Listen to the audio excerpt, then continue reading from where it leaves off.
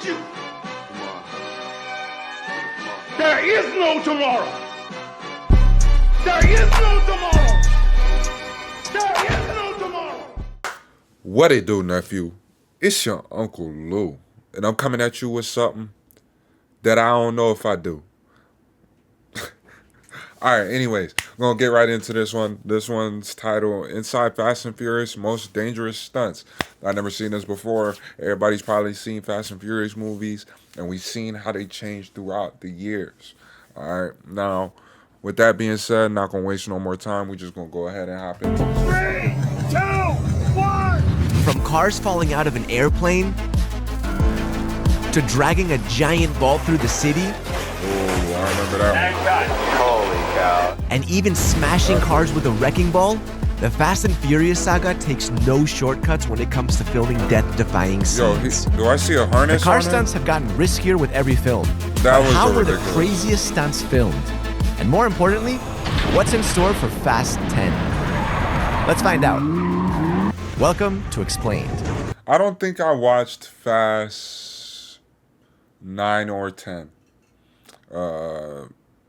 But I would hopefully one day want to get to the point where I can watch a whole movie series on here. So definitely want to keep Fast that and in Furious is probably one of the most adrenaline-pumping franchises there out goes the there. harness. And that's because there's very little CGI.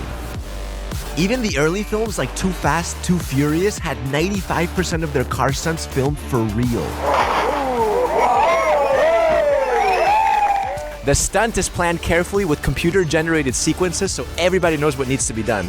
And then the stunt is filmed in parts. Let's stand by. We are hot. Okay, we're hot. Here we go. Ready. Frank, roll. And action.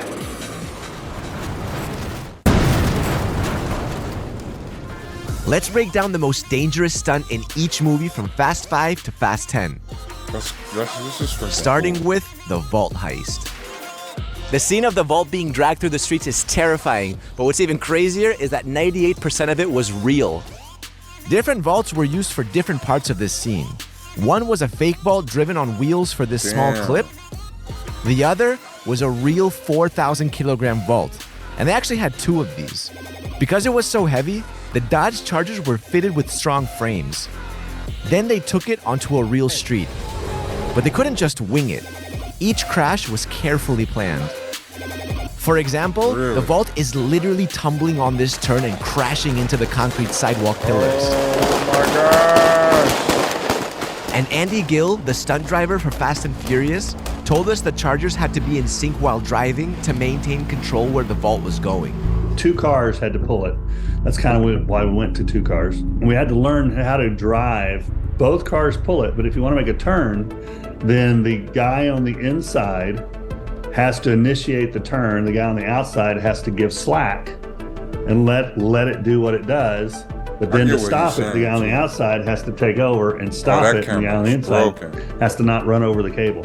It was a dance between 2 drivers that we had to learn. We were in a parking lot for probably, I don't know, a week doing it until we finally figured it out. Then, the special effects team constructed a fake bank building in a parking lot. The vault was mounted on a huge hydraulic ram that shut it out, and it crashed into the bank building.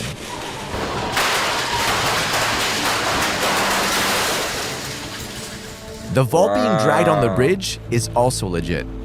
And get this, they literally wrecked around 190 to 210 cars while filming the entire vault heist. Just that fucking scene alone? Next is the tank on the highway in Fast and Furious 6. Chase scenes were pushed to a whole new level when they introduced a real Chieftain World War II tank to the mix. The tank weighed over 60 tons, and they had 2 of these monsters.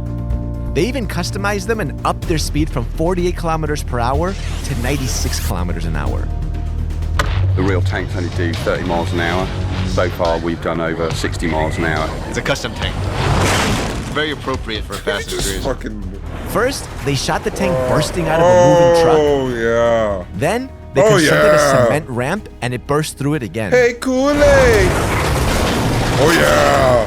The scene was shot on a deserted highway in Spain, and it was one of the hardest that they shot, because if the tank hit anything it wasn't supposed to, there was no going back. Literally. Yeah, like That cars. was awesome, Lee. It hit both the cars, jets. To make it even more interesting, they figured they'd make the tank drive against incoming traffic for real. So we had meeting after meeting with the little cars and where everybody was going, so everybody knew exactly what they were doing. So we said, can we run over a car with the transmission, with the engine, everything in it? And they ran over it like butter. I mean, it just didn't even slow it down. But it looked better because it crunched and everything else. We had effects. Put a tube in the cars, and they would fire the cars on air out into the street in front of the tank. So I was about to ask, how they driving? How the car drive? In front of them. They even blew up part of a bridge in the process. Next is the airplane jump in Furious 7. That's the thing. That's the thing with movies and like superhero shows that I'm always like fascinated by. Not even like the behind effects of it, but the actual parts of the show itself.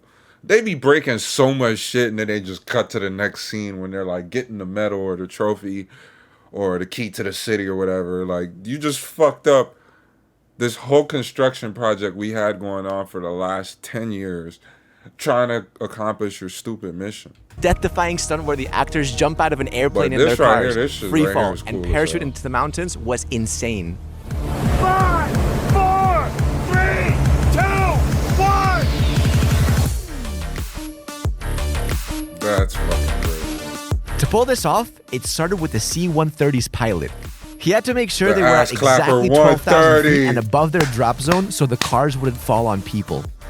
The 3 cameramen flying with parachutes and helmet cameras were from Red Bull.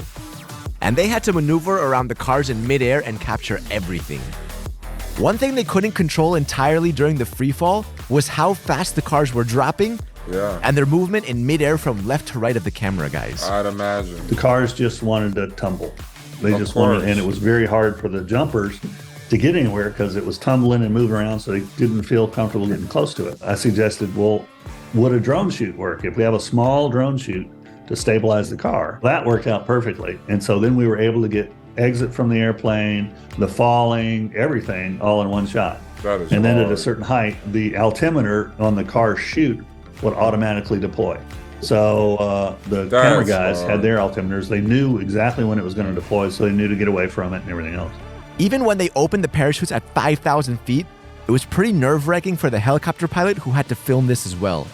The guy had to make sure they were capturing the right shots, avoid chopping up the skydivers who were all over the place, and avoid flying into the falling cars. Next is the frozen lake in The Fate of the Furious. This is my biggest beef with this whole series, okay? This particular fucking movie. The frozen fucking lake bullshit. It's a heat-seeking This race fucking across missile. the lake was shot in Iceland. I need answers. And it had 42 inches of frozen ice. The crazy part is they actually used a real Lamborghini and not a kit car. Yeah, that ice shit is no joke. First car we had out there was a Lambo. So I said, all right, let's bring Lambo out with the regular tires. Well, they couldn't even get it there. So then we go to short studs, and it worked pretty good. It was still slippery. And by that time, I had 2 of my stunt drivers there. Really good at what they do and drifting and everything else. And with their input, we ended up going with mediums and longs, kind of intermittent. We would change out depending on what we want to do. If they wanted to drift, they would go with medium. If they want to really turn and not drift, they would go the long. We got the right parameters with what the studs were, and he was doing 360s all day long. What's even more insane was that they simulated actual explosions, On the fucking and they lake? had 16 cars out on the lake at a time. Bro, so many fucking legal paperwork I just can imagine. Just for So to make sure the crew and cast didn't actually fall in, they brought in ice engineers. These guys measured the strength and thickness of ice at intervals. They also had a team of rescue divers and medics. One of the coolest thing I ever saw was I was on one end of the run, and I'd sent, I think it was 14 cars to the other end, and they're all running towards me. And all of a sudden, they disappeared. And what had happened is the entire frozen lake, they were pushing a wave in front of them, and that entire ice came up like this. So I'm seeing this hump of ice come at me, and then I go up and over it, and then they come in. The submarine was That's CGI, hard. but the explosion to show it bursting through the ice That's was hard. real. They took dynamite and gallons of ammonium nitrate and hid it in buckets below a certain portion of the ice. Then they towed empty military cars over it and triggered a giant explosion that sent the vehicles flying 30 feet into the air. That's crazy. What the fuck? Then comes Peligro Minas in F9. This scene had more Alright, I never explosions watched than this any one. scene in the previous movies. It was shot in Thailand, and they basically dug massive holes in the ground and rigged it with pounds of explosives. So every time a car drove over one, it created 20 to 30 foot fireballs. Then they custom built the Marauder. This beast was as armored as a tank, and it could literally smash through anything.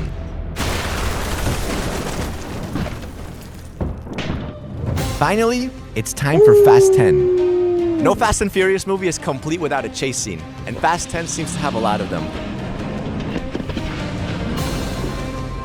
Let's start with this intense chase through Italy with the Carabinieri police and lots of explosions. That's insane, man.